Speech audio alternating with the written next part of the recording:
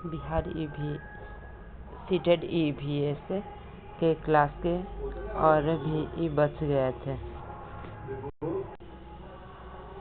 कांच की स्लाइड पर खून की बूंदें मलेरिया मादा मच्छर एनाफ्लेट से फैलता है। डॉक्टर मरियम स्लाइड को माइक्रोस्कोप सूक्ष्मदर्शी से देखते हुए इस माइक्रोस्कोप से एक चीज 1000 गुना बड़ी दिखती है, इसीलिए खून के अंदर की बारीकियां साफ दिखाई पड़ती है। कई माइक्रोस्कोप से तो इससे भी ज्यादा बड़ा दिखाई देता है। मलेरिया की दवाई बहुत पुराने समय से चिनकोना पेड़ की छाल से बनाई जाती है। पहले तो वो लोग छाल को उबालकर और छानकर ही इस्तेमाल करते थे लेकिन अब छाल से दवाई बनाते हैं। गुड़, आंवला, हरी पत्तेदार सब्जियां, इसमें आयरन यानी लोहा होता है। मक्खियां पेट की समस्या जैसे रोग फैलाती है। शैवाल एक प्रकार का पौधा है जो बरसात के मौसम में ज्यादातर फैलता है। वैज्ञानिक जिसने मच्छर के पेट में झांका वो रोनाल्ड रॉस थे। उन्होंने सबसे पहले बताया कि मलेरिया जो है मच्छर से फैलता है। जब लोग मलेरिया के बारे में जानते नहीं थे तब लोगों को लगता था कि यह खराब हवा की बीमारी है। दिल्ली के स्कूलों में अनीमिया के कारण परेशानी। 17 नवंबर 2007 दिल्ली नगर निगम के बहुत से स्कूलों में हजारों बच्चे अनीमिया के शिकार हैं। इससे बच्चों की शारीरिक और दिमागी तंदुरुस्ती पर असर होता है।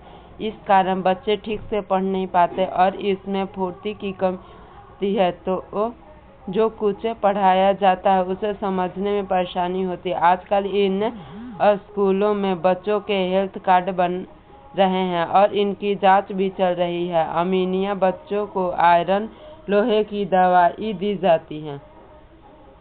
अनीमिया खून की कमी से होने वाली बीमारी है। लार्वे पतले पतले छोटे भूरे रंग के कीड़ों से होते हैं। मच्छर पानी में अंडे देते हैं। रोनाल्ड रॉस को दिसंबर 1902 में चिकित्सा क्षेत्र में नोबेल पुरस्कार मिला। 1905 में मरते हुए भी वे कह रहे थे, कुछ ढूंढ लूंगा, कुछ तो नया ढूंढ लूंगा। चलिए पर्वतारोहियों के बारे में जानते हैं। ग्रुप लीडर के गुण। पर्वतारोहण के संदर्भ में बाकी लोगों का सामान उठाने में मदद करना, पूरे ग्रुप के आगे बढ़ जाने पर ही आगे बढ़ना, जो चल ना पाए उसे हाथ पकड़कर चलाना, रुकने के लिए जगह ढूंढना, साथ ही बीमारी पड़ने पर उनका ध्यान रखना, सबके खाने पीने का इंतजाम देखना, ग्रुप के किसी भी सदस्य से गलती हो जाने पर हंसते हुए सजा भुगतने को तैयार रहना। ये सारा ग्रुप लीडर का काम होता है। मिजोरम में मिजो भाषा बोली जाती है। विटामिन सी और आयरन की गोली के साथ गरम गरम चॉकलेट वाला दूध ठंडा से बचाव और ज्यादा शक्ति के लिए होता है। पर्वतारोहण में इस्तेमाल की जाने वाली चीजें जैसे sling, pitch on, Hunter shoot, sleeping bag, पानी की बोतल, रस्सी, hook, plastic sheet, diary, torch, तौलिया, साबुन, विड चीटर, जैकेट, शीट, ग्लूकोज, गुड़, चना और कुछ खाने पीने की सामान आदि शामिल हैं। टेकनागा 1600 किलोमीटर की ऊंचाई पर है। पर्वत चढ़ते समय हमारे शरीर का कोण 90 डिग्री होनी चाहिए, यानी 90 डिग्री और पीठ सीधी होनी चाहिए। बछेद्री पाल ने 23 मई 1984 को दिन में 1:07 में 89 मीटर ऊंची चोटी माउंट एवरेस्ट नेपाल सागर माथा पर कदम रखा। कहीं कहीं 8848 मीटर भी देता है। साथ ही बछेंद्री पाल भारत की पहली और संसार की 5वीं ऐसी महिला बन गई जिन्होंने एवरेस्ट पर कदम रखा। गोलकोंडा दक्षिण भारत में हैदराबाद नगर पश्चिम में स्थित है। इस किले की बाहरी दीवार में 84 बुर्ज हैं, मोटी दीवारें, लंबा चौड़ा गेट, सुरक्षा के कितने कड़े इंतजाम थे। सन 1200 में यह किला मिट्टी का बना था और यहाँ दूसरे राजाओं का राज था। सन 1518 से 1687 तक यहाँ कुतुबुद्दीन शाही सुल्तानों ने एक के बाद एक राज्य किया। कासे की चीजें हजारों साल पहले भी आदिवासी बनाते आए हैं। मुल्लापुरम जिला केरल में है। आसमान, तारे, चांद, सूरज ये सब अंतरिक्ष में है। सुनीता विलियम्स पृथ्वी से 360 किलोमीटर दूर स्पेसशिप में गई। सुनीता विलियम्स की कहानी बहुत मजेदार थी, बताती है वो अपने बारे में। हम एक जगह टिककर तो नहीं रह सकते थे। यान में एक जगह दूसरी जगह तैरते हुए पहुंचते। पानी भी एक जगह टिका नहीं रहता, वह बुलबुले की तरह इधर उधर उड़ता फिरता। पता है, हाथ मुंह धोने के लिए हम तैरते बुलबुले को पकड़कर गीला कपड़ा करके और हाथ मुंह साफ करते। वहाँ खाना भी अजीब तरीके से खाना पड़ता। उससे ज्यादा मजा तब आता जब हम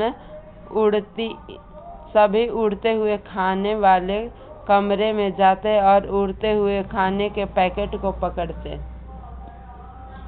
अंतरिक्ष में मुझे कंघी करने की जरूरत ही नहीं पड़ती थी।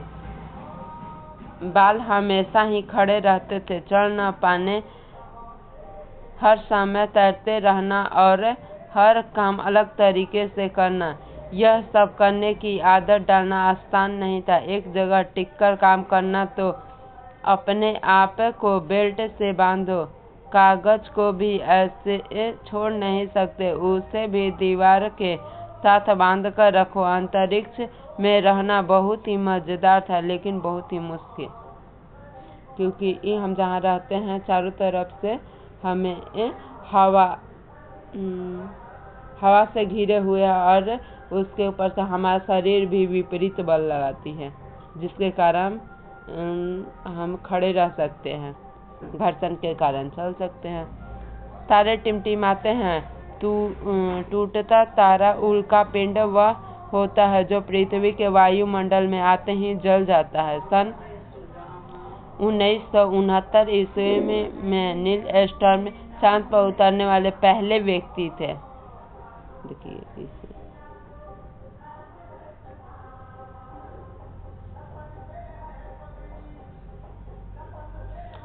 अंतरिक्ष यात्री में सबसे लंबे समय तक रहने वाली महिला सुनीता विलियम्स थी।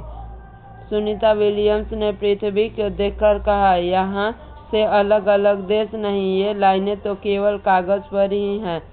मुंबई भारत का सबसे भीड़ भाड़ वाला शहर है। मुंबई से दिल्ली पहुंचने के लिए महाराष्ट्र, गुजरात, राजस्थान जैसे कई राज्यों को पार करना पड़ता है। मुंबई से दिल्ली की दूरी 1400 किलोमीटर है। पहाड़ों के कारण जम्मू कश्मीर की सड़कें कठिन हैं।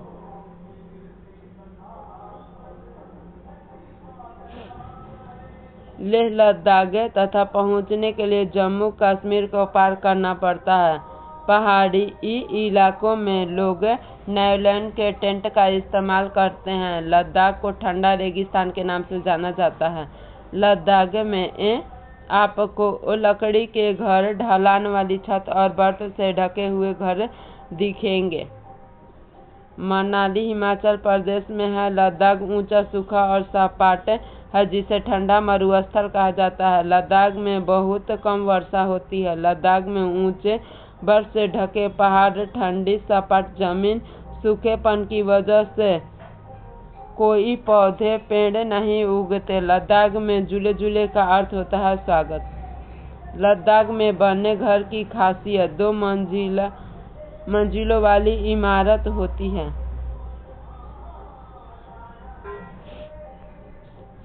घर पत्थरों से बना होता है और एक के ऊपर एक रखा होता है। दीवार पर मोटी और चूने की मोटी परत चढ़ाई जाती है।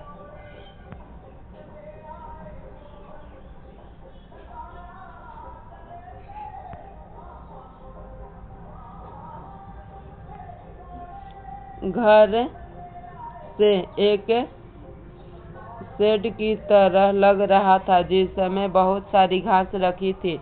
हमने लकड़ी की सीढ़ियाँ उठाई और पहली मंजिल पर पहुँचे। भूतल जानवरों और आवश्यक चीज़ों के भंडारण के लिए होता था। कभी कभी बहुत अधिक ठंड पड़ने पर लोग नीचे भूतल पर चले जाते थे। यह भूतल पर खिड़कियाँ नहीं थी, इसलिए वहाँ हवा नहीं जा पाता था और जानवरों की शरीर की गर्मी जो थी उसके कारण भी भूतल में एक गर्मी महसूस होता था। हमारे शरीर से जो निकलने वाली गर्मी थी वह भी उसी के अंदर ही रहती थी, इसके कारण हमें गर्मी महसूस होती है। छतों को मजबूत बनाने के लिए घने पेड़ के तने का उपयोग किया जाता है। लद्दाख में लाल मिर्ची, नारंगी कद्दू और सुनहरी पीली मक्का पाई जाती हैं। गर्मी के मौसम में कई फलों और सब्जियों को सुखाते हैं। जब ताज़े फल और सब्जी नहीं मिलते तो उन्हें सर्दियों के लिए स्टोर कर देते हैं। मोटी दीवार, लकड़ी का फर्श और लकड़ी की छत लद्दाख के लोगों को ठंड से बचाती है।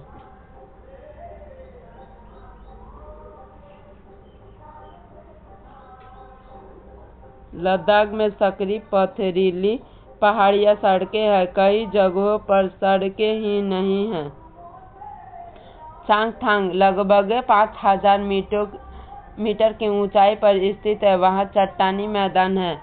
पर्वतीय इलाकों में ऊंचे स्थान पर लोगों को सांस लेने में कठिनाई, सिर दर्द और कमजोरी महसूस होती है ऑक्सीजन की कमी के कारण।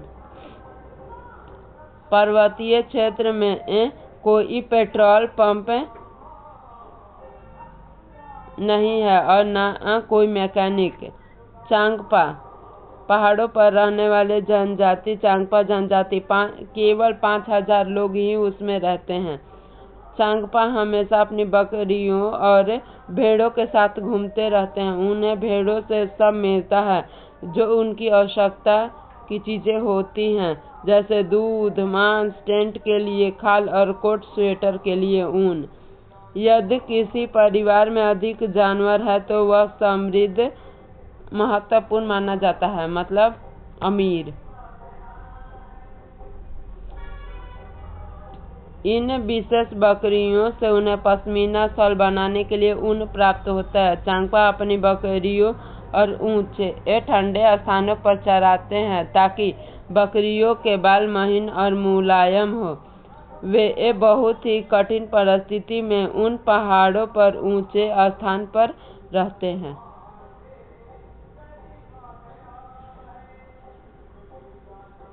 यह उनका जीवन और उनकी आजीविका है। चांगपा अपना सब कुछ अपने घोड़े और याक पर ले जाते हैं। सब कुछ पैक करने और आगे बढ़ने के लिए केवल 2.5 घंटे लगते हैं। चांगपा अपने तंबू को रेबो कहते हैं। याक के बालों को पट्टी बनाने के लिए बुना जाता है, जिन्हें आपस में सिला जाता है। ये मजबूत और गर्म होते हैं। यहाँ हवा की रफ्तार 70 किलोमीटर प्रति घंटा है। चांगपा भाषा में चांगथांग का अर्थ होता है ऐसा जगह जहाँ बहुत कम लोग रहते हों। रैबो के पास भेड़ बकरियों की जगह होती है जिसे चांगपांग इसे लेखा कहते हैं। ये बहुत ही इम्पोर्टेंट है। लेखा की दीवारें पत्थरों से बनी होती है। श्रीनगर में आपको कुछ घर पहाड़ों पर दिखाई देंगे तो कुछ पानी पर। इसे पढ़ने के बाद केवल बुक से सेट लगाना है और एग्जाम के कुछ समय पहले बताएंगे कुछ शॉर्ट ट्रिक।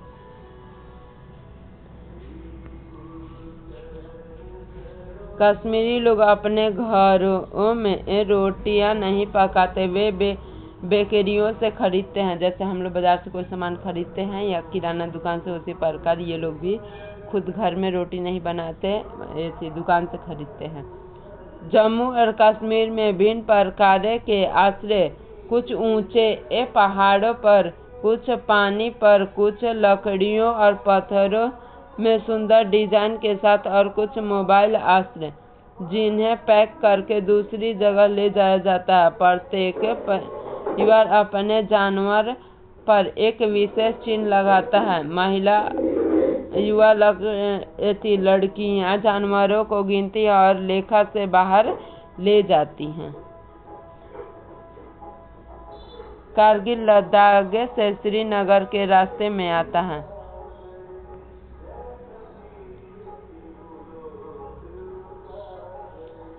शिक्षक संकेत। चांगपा की भाषा चांगथांग का मतलब होता है ऐसी जगह जहां बहुत कम लोग रहते हैं। बच्चे विभिन्न भाषाओं में भी ऐसे शब्द क्या इस पर चर्चा हो सकती है। ऊंचे पर जाने से हवा में ऑक्सीजन की मात्रा कम होती है। ऑक्सीजन क्या है इस समझ की अपेक्षा नहीं की जा रही है। बच्चों को बस कुछ अंदाजा हो कि ऊंचा पर सांस लेने में मुश्किल होती है। पहाड़ों पर चढ़ने वाले कई बार ऑक्सीजन सिलेंडर ले जाते हैं। बच्चे फिर भी इन इलाकों में रहने वाले लोगों के प्रति संवेदनशील होंगे। उनकी यह समझ भी बनेगी कि रोजी रोटी के लिए लोग किस किस तरह की कठिनाइयों का सामना करते हैं। मोटिवेशन के तौर पे काम करेगा। पश्मीना शॉल दुनिया में सबसे ज्यादा प्रसिद्ध है। माना जाता है कि एक पश्मीना शॉल 6 स्वेटर के बराबर गर्मी देता है। इतनी गर्म पर मोटी नहीं। यह पश्मीना बनता है पहाड़ी बकरियों की एक नस्ल से जो लगभग 5000 मीटर की ऊंचाई पर रहती है।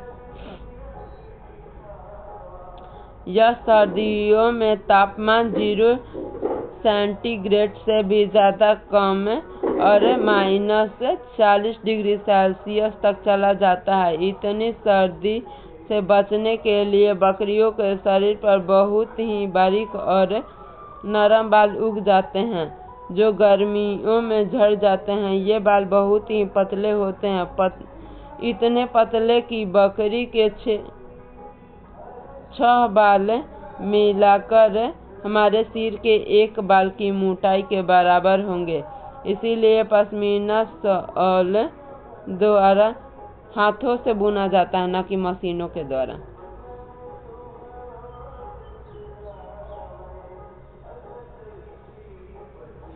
इनकी बुनाई हाथों से करने के लिए खास बुनकर होते हैं। अगर एक बुनकर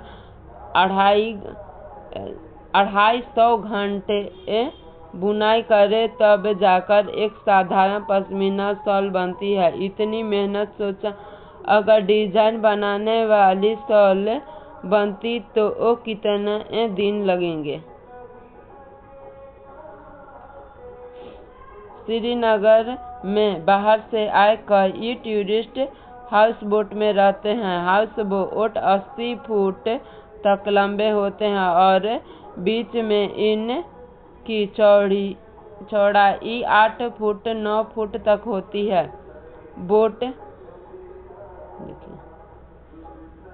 बोट की तरह बने लकड़ी के डोगो पानी पर तैरते रहते हैं। श्रीनगर की डक लेक और झेलम नदी में इन डोगों में कई परिवार रहते हैं। मकान की तरह इस डोगों में भी अलग अलग कमरे होते हैं।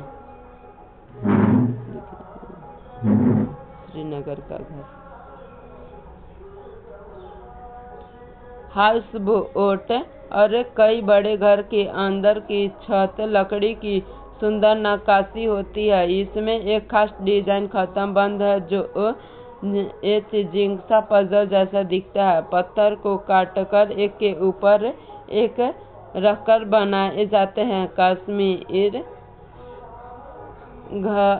घर कश्मीर के गांवों में दिखते हैं। पत्थर के ऊपर मिट्टी की पुताई की जाती है और लकड़ी का भी इस्तेमाल किया जाता है। इन घरों की छत ढलवा होती है।